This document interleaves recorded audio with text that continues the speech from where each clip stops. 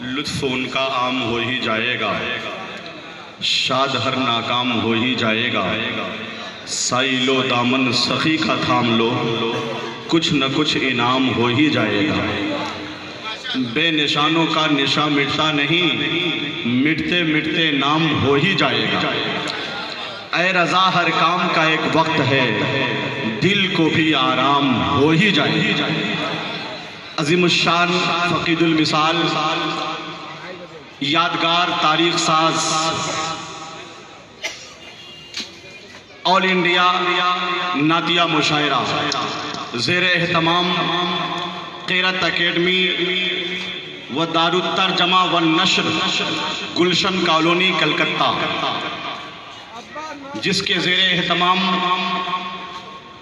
ہم ہندوستان بھر کے ان معززین صاحبان سخن کو سماعت کرنے کی سعادت حاصل کریں گے آج کی شب میں، جن سے پورے ملک میں جلسوں کی رنگا رنگی ہے، نعتیہ مشاعروں کی بہاریں ہیں، نعتیہ ادب کا کاروان خوش اسلوبی کے ساتھ جن کی ذات سے جانب منزل روا دوا ہیں، یعنی ملک ہند کے ان معزز ثناخان اور شعراء جو اعلیٰ کوالٹی کے، اعلیٰ معیار کے تصور کیے جاتے ہیں۔ انشاءاللہ تبارک و تعالی آج شعراء کرام ہوں گے، آپ ہوں گے، علماء اہل سنت کا مقدس چہرہ ہوگا اور نظروں میں گنبد خضرا کا جمال ہوگا۔ جو کمیاں ہیں ابتدائی دور میں ہی انہیں دور کر لیں، دل لگی کے ساتھ اس انداز میں بیٹھیں کہ مکمل جو وقت کی پابندی اور وقت کی بندش کا ہمارے ذمہ داران نے اعلان کیا ہے یا ترتیب سازی کے عمل سے گزرے ہیں، اس کا مکمل لحاظ کیا جائے گا۔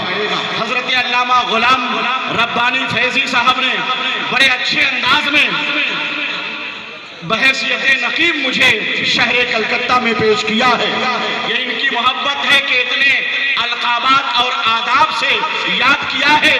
میرا اپنا تعارف اور میری اپنی پہچان یہی ہے کہ تواضع اور رواداری میرے حصے میں آئی ہے، غریبی میں بھی خودداری میرے حصے میں آئی ہے، بدلتا ہی نہیں میں رنگ گرگٹ کی طرح اپنا، بریلی سے وفاداری میرے حصے میں آئی ہے، بریلی سے وفاداری میرے حصے میں آئی ہے۔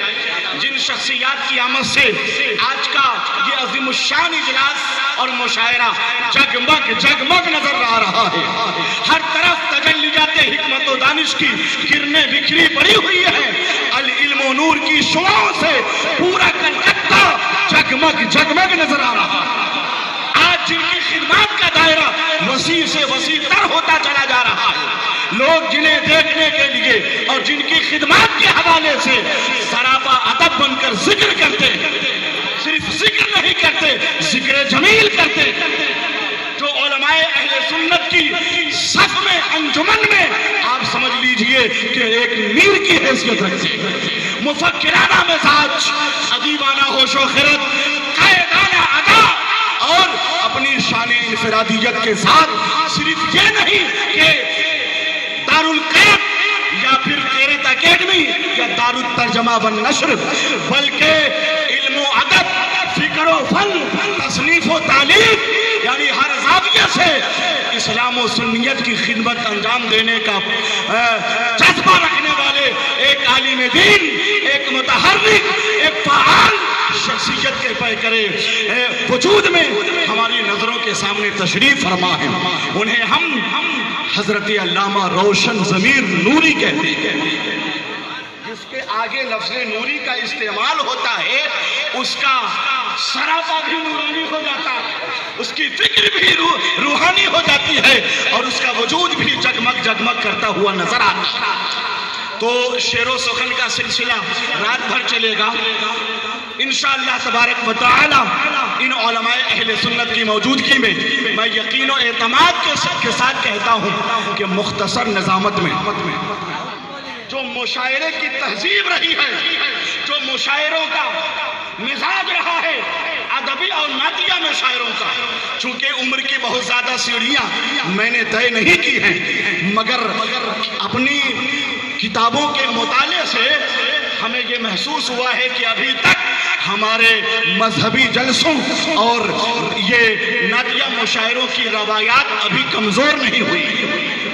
علامہ روشن ضمیر جیسے زندہ دل شخصیت کا جب وجود ہمارے پاس ہے تو انشاءاللہ یہ مشاعرے کی تہذیب کمزور نہیں ہوگی انشاءاللہ تبارک و تعالی. جو کمیاں ہیں انہیں دور کر لے. بڑے معزز علماء شعراء خطبہ علامہ حلیم حاضر کلکتہ کی ایک آفاقی آواز انشاءاللہ ان کی جلوہ فروز ہوگی. حضرت علامہ ریحان انجم جنہیں اسیر محبہ کہا جاتا ابھی مجھ سے قبل جن کا خطاب ہو رہا تھا تقریباً 25 کتابوں کے وہ مصنف ہیں مضبوط قلمکار ہیں ایک عظیم اسکالر کی حیثیت سے اپنی یہ پہچان رکھتے ہیں. تو ایسی شخصیتوں کی موجودگی ہے. علامہ قمر الدین صاحب مصباحی یعنی جامعہ عبداللہ ابن مسعود کے اساتذہ کرام کی جلوہ فروزی ہے.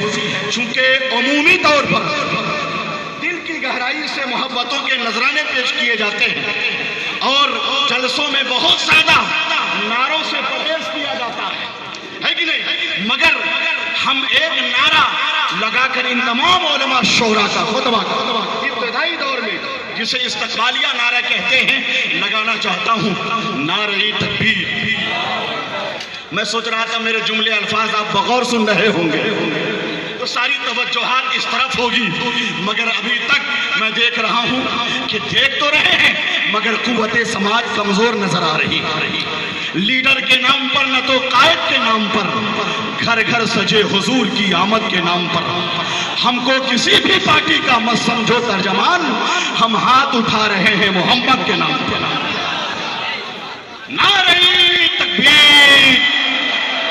اسی لیے کلکتہ کو شہر انقلاب کہا جاتا ہے کہ نہیں؟